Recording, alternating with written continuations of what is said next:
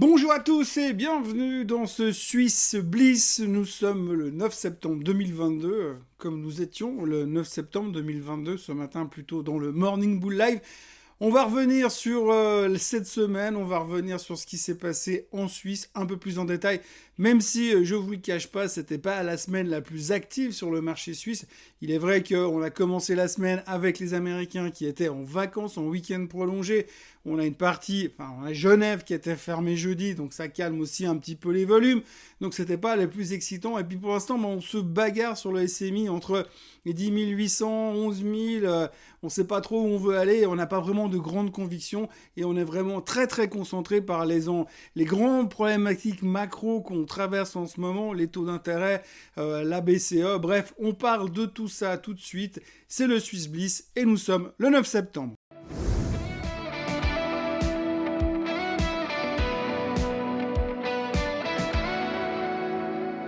Donc la grande thématique des marchés en ce moment, c'est la récession, la peur de la récession et le jonglage avec l'inflation qui doit absolument ralentir et donc les interventions des banques centrales. On en a beaucoup parlé cette semaine, on ne peut pas ne pas en parler puisque c'est vraiment le sujet de conversation du moment. C'est toujours la politique de la Fed qui est très agressive, très au quiche, toujours en direction d'une hausse des taux pour absolument massacrer l'inflation et laisser de côté la problématique de la récession. On a d'ailleurs eu le même type de feedback lors du meeting de la BCE qui a eu lieu hier, jeudi, où Madame Lagarde a plus ou moins répété les mêmes choses. On en a déjà parlé dans le Morning Bull Live ce matin, mais en gros, ce qu'il faut retenir, c'est que la préoccupation des banques centrales, c'est donc la lutte contre l'inflation. Qui dit lutte contre l'inflation dit hausse des taux. Qui dit hausse des taux dit stress des marchés financiers qui n'aiment pas trop ça. On sait pourtant sur le long terme que quand vous êtes dans un cycle de hausse des taux, que les actions finissent quand même bien par suivre le mouvement et continuent à monter également.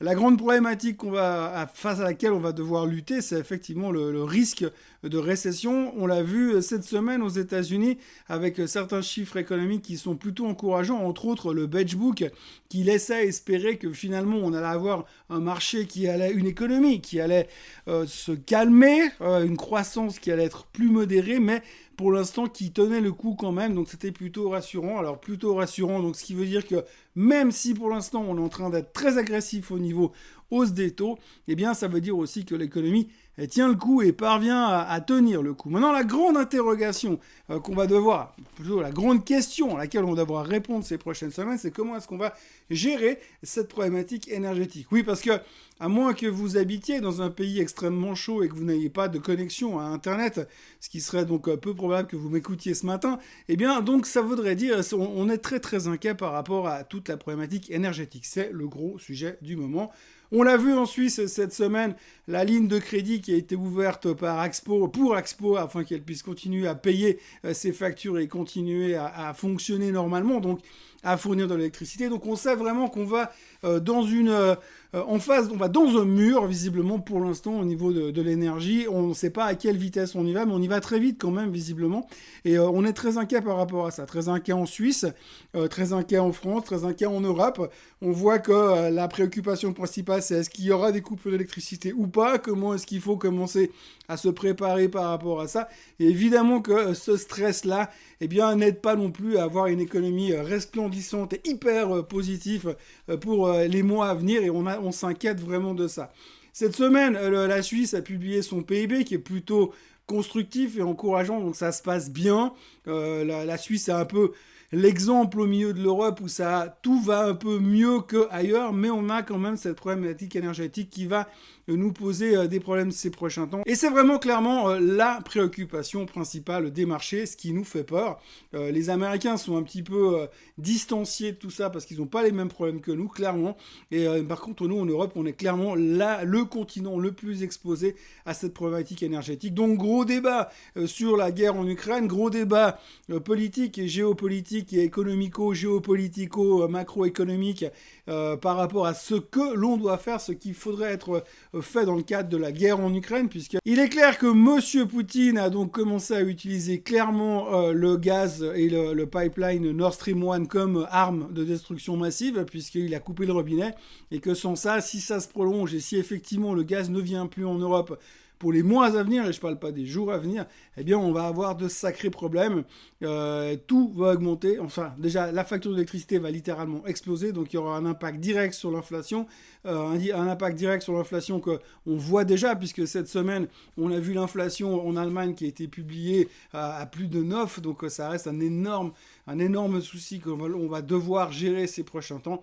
Et ben là, ça va être aussi, bien sûr, interconnecté avec la réaction des marchés financiers en général. Et c'est un petit peu le sentiment que ça donne aujourd'hui, parce que quand on regarde ce que fait et ce que a fait le SMI cette semaine, eh bien, on se traîne en cherchant un petit peu des informations à droite à gauche pour aller se dire ok, ça va pas bien, comment est-ce qu'on doit se positionner, où est-ce que l'on doit aller, qu'est-ce qui va nous arriver. Et on voit très bien, cette hésitation se représente très bien dans ce mouvement où on se traîne dans un range de 200 points sur le SMI, où c'est pas très très passionnant pour l'instant. Donc voilà, en gros, eh bien, pour l'instant, les marchés financiers européens sont préoccupés par le côté hawkishness des banques centrales, par cette problématique de hausse des taux permanente par les banques centrales. On attend des informations un peu encourageantes au niveau de l'inflation la semaine prochaine. Il y a le CPI qui sera publié le 13 septembre. Et donc, par rapport à ça, eh bien, on peut commencer à espérer que finalement, ça ira un peu mieux. Mais il ne faudra pas s'emballer non plus, parce que c'est pas parce que le CPI baisse aux États-Unis la semaine prochaine que tout sera réglé, et puis que Vladimir Poutine va rouvrir les vannes, et puis qu'on aura tous très très chaud durant l'hiver. Pour l'instant, on est tous en mode défensif, et on le ressent très très bien sur les marchés financiers. Pour l'instant, si l'on regarde les performances de la semaine sur les indices, eh bien, on note déjà, alors ça c'est surtout grâce à ce qui s'est passé vendredi matin, le Bitcoin qui est en tête. Alors ça c'est la bonne nouvelle de la semaine, puisqu'on dit depuis quelque temps, c'est la nouvelle mode, c'est pas une certitude bien sûr, mais c'est la nouvelle mode. On dit que dès que le Bitcoin repart à la hausse, c'est que l'appétit au risque repart à la hausse chez les investisseurs. C'est vrai qu'on a vu cette semaine qu'on a bien tenu les supports, que ce soit en Allemagne, que ce soit aux États-Unis. C'est plutôt encourageant à très court terme d'un point de vue purement trading. On a tenu les niveaux importants et on peut espérer qu'on va rentrer dans un mouvement de petits rebonds, et j'ose espérer que même si on arrive à avoir des bons chiffres du CPI la semaine prochaine, eh bien on va encore profiter de cette dynamique pendant quelques jours. En tout cas, ça a l'air plutôt bien emmanché pour l'instant. C'est pas gagné, bien sûr. Je parle pas non plus de retourner à la moyenne mobile des 200 jours et puis parler de plus haut historique, mais on peut effectivement avoir l'impression qu'on est prêt à jouer un rebond. Alors, est-ce que la Suisse en fera partie ? Quand on voit un peu la constitution de l'indice, eh bien on peut de toute façon ne compter que sur 3 grands noms. On y reviendra tout à l'heure sur les charts. Mais la Suisse est un petit peu en queue de peloton cette semaine, puisqu'on perd 1%, 0,9% sur la semaine. Alors que finalement vous avez le Dow Jones qui lui est en hausse, le Nasdaq qui lui prend 2% et le S&P en hausse de 2,09%. Là aussi on constatera que le Semiconductor Index, qui est aussi un bon indicateur de l'appétit au risque, repart gentiment avec une hausse hebdomadaire pour l'instant de 2,27 en ce vendredi matin. Et puis la Chine aussi qui retrouve un petit peu des couleurs malgré un xème reconfinement dans la province de Chengdu. On a vu aussi ce matin en Chine que le CPI était en baisse, que l'inflation est clairement sous contrôle par rapport à ce que l'on a en Europe et aux États-Unis. Maintenant, il faut bien comparer ce qui est comparable, parce qu'ils ne sont pas vraiment tout à fait dans le même cycle économique que nous. Si on regarde les performances du SMI, le JTech à la traîne, le JTech qui est en train de casser les supports, c'est pas très joli ce qui est en train de se passer. La pression sur le luxe avec Richemont qui baisse de 3,4% sur la semaine, ça c'est la faute aux Chinois. Et puis de l'autre côté, on a enfin un retour en gloire de Swiss Re qui vient nous aligner une deuxième semaine plutôt encourageante.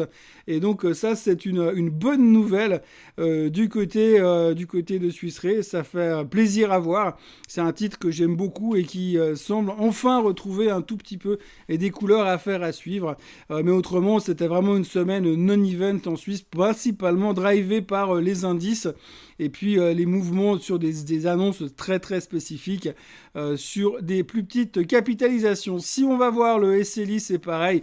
Le JTech en queue de peloton, AMS encore pire, 5,3%, Sonova aussi, toujours sous pression depuis quelques temps, et puis autrement, le reste, effectivement, on retrouve les mêmes vainqueurs, mais comme on le voit, les extrêmes sont assez resserrés, mis à part une pression vendeuse toujours très présente sur le JTech qui n'arrive pas à retrouver la forme. Si on regarde l'indice SMI que vous avez sous vos yeux à l'instant, eh bien vous le voyez très bien, hein, cette semaine assez... En français, on pourrait utiliser un mot un peu vulgaire, mais on va dire ennuyeuse, puisque vous le voyez que finalement, si on regarde les 5 jours de la semaine, eh bien, on a vraiment tourné dans des extrêmes entre les plus bas à 10 675 et puis les plus hauts à 10 870. Donc on est vraiment resté dans ce range. Voilà, pas grand chose à signaler d'un point de vue technique. On est encore au milieu de nulle part. Je dois vous avouer que j'aurais préféré voir le SMI continuer à descendre pour aller chercher le support des 10 350 pour dire ok, maintenant on peut faire ce double bottom qui se construirait. Mais pour l'instant, on est un peu dans cette zone d'hésitation et je vois pas vraiment le catalyse qui nous permettrait de repartir à la hausse sur le SMI, sachant qu'effectivement, à moins qu'à l'intérieur même, on ait des sociétés qui commencent à cartonner. Donc on sent quand même qu'on est un petit peu en phase de fatigue et qu'on n'est pas super motivé pour aller dans un sens ou dans l'autre. Mais c'est vrai qu'on attend beaucoup de réponses à nos questions. On l'a vu déjà la semaine dernière où on avait attendu la BCE. Maintenant, on va attendre le CPI. Et puis après, on va attendre le meeting de la Fed le 21 septembre. Et en attendant, c'est pas folichon et très fun.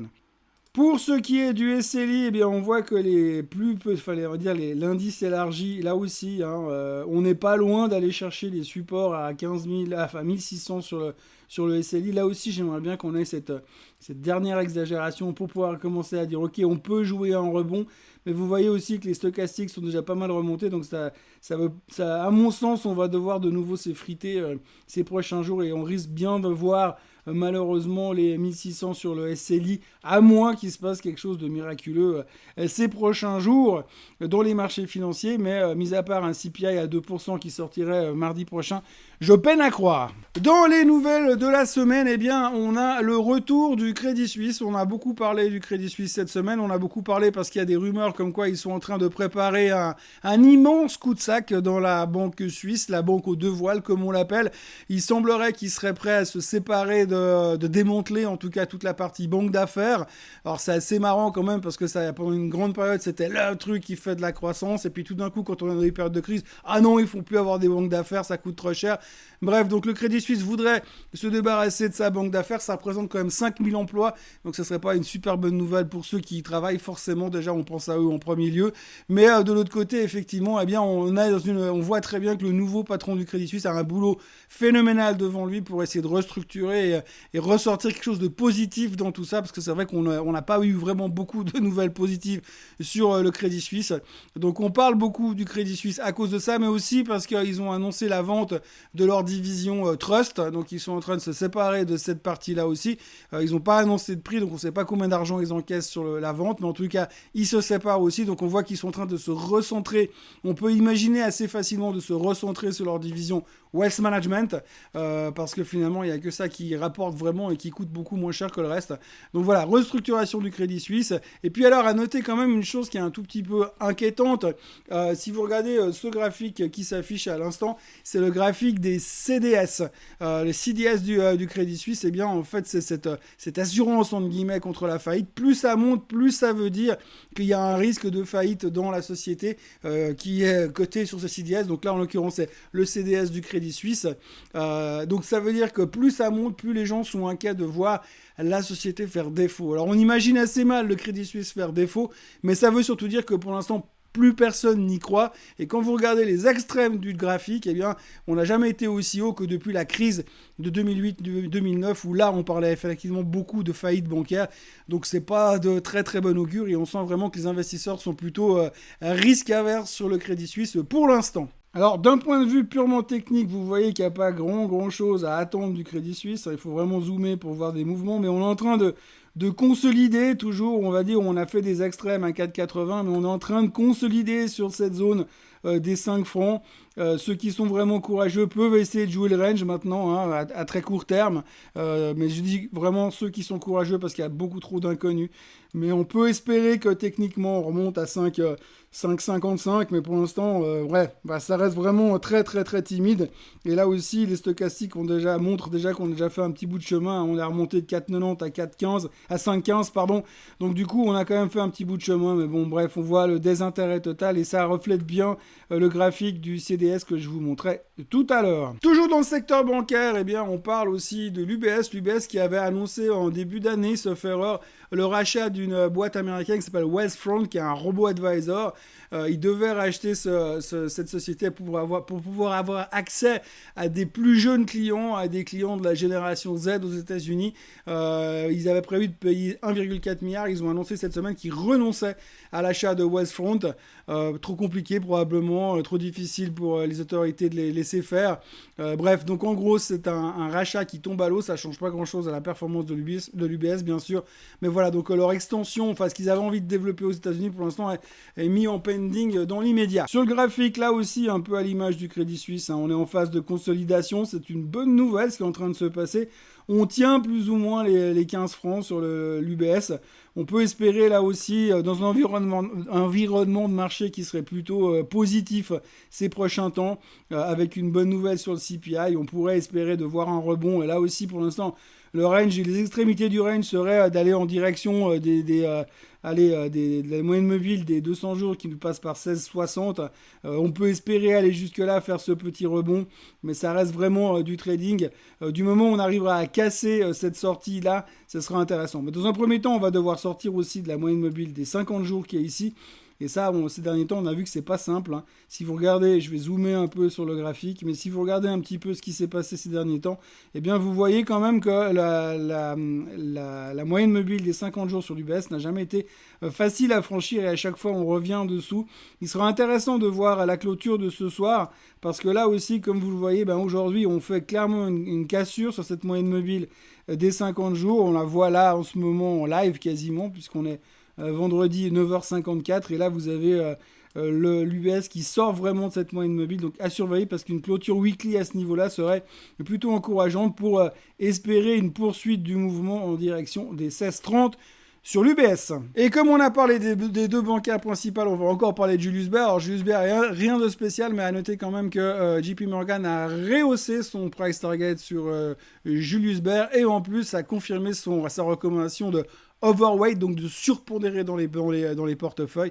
Donc plutôt encourageant, c'est pas non plus l'annonce du siècle, mais à noter quand même cette petite bonne nouvelle sur Julius Baer. On va parler très brièvement de Polypeptide, hein, cette action qu'on avait déjà abordée dans le Swiss Bliss il y a quelques temps, distributeur dans tout ce qui est pharmaceutique. Eh bien, Polypeptide a été assez secoué cette semaine puisque le titre perdait plus de 10% l'autre jour. La raison principale, c'est qu'en fait, eh bien, vous avez d'abord Crédit Suisse qui a révisé son price target, donc je crois qu'il passe de 60 à 44. On fait pas les choses à moitié, surtout pour un titre qui vaut 32 balles.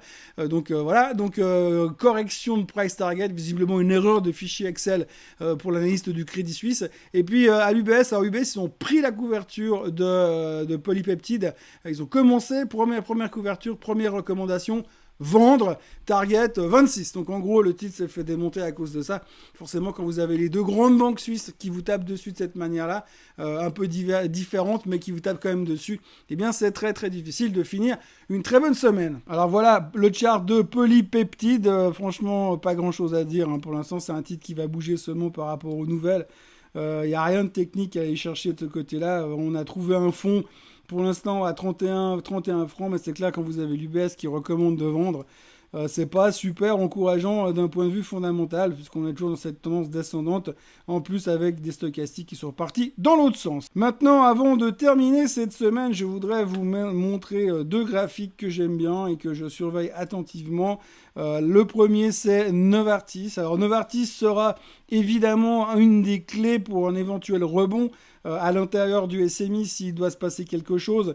Et aujourd'hui, eh bien, on voit deux choses. Alors moi, j'aime beaucoup ce range, j'en ai assez parlé, je Je vous ai pris la tête avec ce range depuis des mois. Le range passe par un extrême bas en direction des 75.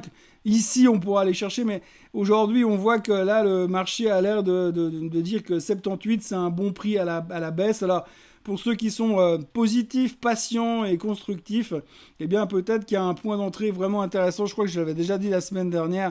J'aurais assez envie de construire une position en Novartis dans cette zone-là, peut-être une demi-position, et puis de se dire, si elle descend là, je moyenne, je doublerai ma position à ce moment-là pour jouer vraiment ce rebond dans le range. Alors, c'est un rebond pour aller chercher les 88 francs suisses. C'est pas un truc qui va se faire en 15 jours, bien sûr, c'est un truc sur le long terme, hein. C'est difficile de donner une vision et une date, mais je pense que quand on regarde ce que nous fait Novartis depuis quelques temps, c'est des points d'entrée qui commencent à devenir très intéressants et qui peuvent nous ramener, on va dire, dans le courant, peut-être dans la fin de l'année, si on n'a pas une dépression nerveuse des marchés, eh bien, on pourrait avoir une bonne surprise pour la fin de l'année ou début de l'année sur Novartis, sans compter que, si vous avez de la Novartis dans votre portefeuille, il n'y a personne et qui vous en voudra. Autre titre que j'aime bien, déjà d'un point de vue technique pour l'instant, Zurich. Zurich, c'est d'abord le point positif de Zurich, c'est son dividende, son énorme dividende qui est toujours très très agréable à avoir, à recevoir régulièrement. Zurich est en train de revenir sur cette tendance haussière dans laquelle elle est depuis un moment. Alors on sait que par moment il y a un peu moins d'intérêt sur la Zurich, mais les commentaires des analystes ces derniers temps sont quand même relativement positifs. On est revenu se poser sur la moyenne mobile des 50 jours. Les derniers résultats étaient très bons. On a des stochastiques qui sont extrêmement bas sur la Zurich. Alors là aussi, c'est pas du trading, bien sûr que non.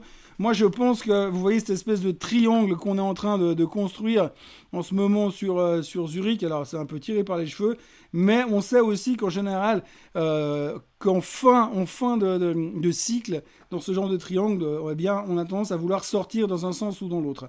Et donc, si on se plaçait dans 3 semaines, on a l'impression que la Zurich pourrait avoir un point de sortie. Alors évidemment, vous me direz, ça peut aussi sortir par le bas. Oui, c'est vrai, ça peut aussi sortir par le bas. Mais je pense que pour ceux qui n'ont pas de Zurich, en avoir dans un portefeuille, c'est quand même quelque chose, un must aujourd'hui, pour avoir un portefeuille un peu défensif et qui génère un peu des revenus. Je veux dire, le dividende est quand même assez spectaculaire et ça peut être intéressant de revenir se positionner, d'en racheter sur la zone des 418-420 pour jouer une sortie par le haut et un retour sur les plus hauts en direction des 460 à l'horizon du mois d'octobre. Voilà ce qu'on pouvait dire en gros sur le marché suisse, hein. Comme je l'ai dit, petite semaine. La semaine prochaine en Suisse, en plus, on aura le jeûne fédéral, donc ça va encore tronquer la semaine. Mais bon, pour l'instant, on fait comme le reste du monde, on suit les grands, on suit les États-Unis, on suit un petit peu la thématique de la crise énergétique en Europe, et puis on va devoir composer avec tout ça. Il faudrait pas qu'on termine la semaine en dessous des 10 800 sur le SMI, clairement.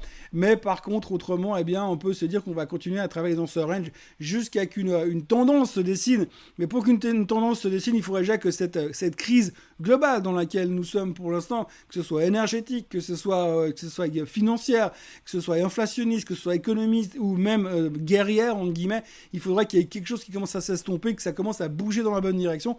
Parce que pour l'instant, on a trop de préoccupations dans nos têtes pour se sentir à l'aise et pour prendre des positions sur une manière un petit peu plus durable. Parce que pour l'instant, tout le monde se dit « Oulala, j'ai peur dès qu'il y a de mauvaises nouvelles » et tout le monde se dit « Oulala, j'ai envie d'y aller dès qu'il y a une bonne nouvelle », mais il n'y a absolument pas de durabilité dans les tendances et c'est pour ça qu'on pour l'instant, on traîne à l'intérieur de range assez ennuyeux sur le SMI, sur les gros titres du SMI entre autres, et qu'il n'y a pas vraiment de grosse direction avec très peu de volatilité in fine, et puis des graphiques qui ont l'air très déprimants pour le moment.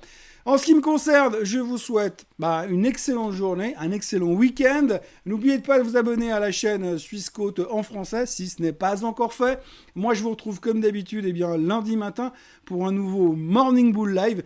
D'ici là, profitez bien, préparez votre hiver, allez couper du bois. Et puis nous, on se retrouve lundi matin. Allez, bon week-end à tous. Bye bye.